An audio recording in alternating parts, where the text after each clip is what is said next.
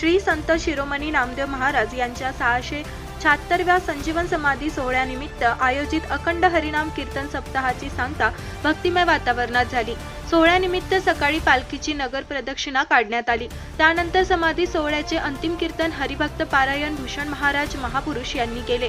यावेळी मार्गदर्शन करताना हरिभक्त पारायण भूषण महाराज महापुरुष म्हणाले की संत नामदेव महाराजांचे कार्य केवळ महाराष्ट्रापुरते मर्यादित नव्हते, तर ते विश्वव्यापी होते।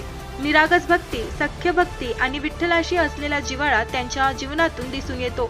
बालपणी देवाला नैवेद्य दाखविताना घडलेला प्रसिद्ध प्रसंग त्यांच्या विठ्ठलावरील अतूट श्रद्धेची साक्ष देतो। संत ज्ञानेश्वर महाराजांनी रचलेल्या पायावर संत नामदेव महाराजांनी भक्तीची इमारत उभी केली। गावोगावी जाऊन कीर्तनाच्या माध्यमातून भागवत धर्माचा आणि वारकरी संप्रदायाचा प्रसार केला। ज्ञानेश्वर महाराजांच्या समाधीनंतर नामदेव महाराजांनी महाराष्ट्राबाहेरही भक्तीचा विचार पोहोचविला। पंजाब पर्यंत जाऊन त्यांनी भक्तीचा संदेश दिला। त्यांच्या अभंगांना गुरुग्रंथ साहिबमध्ये स्थान मिळाले। ही त्यांच्या कार्याची व्यापकता दर्शविणारी बाब असल्याचे त्यांनी सांगितले।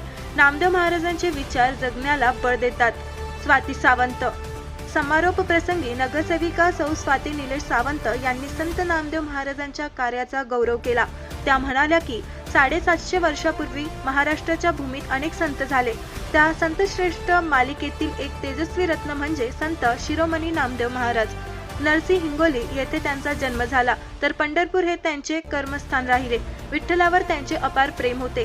संत नामदेव महाराजांनी महाराष्ट्रात कीर्तन परंपरा रुजवून ती अधिक व्यापक केली। महाराष्ट्राबाहेर वारकरी संप्रदायाचा विचार पोहोचविण्याचे मोठे कार्य त्यांनी केले।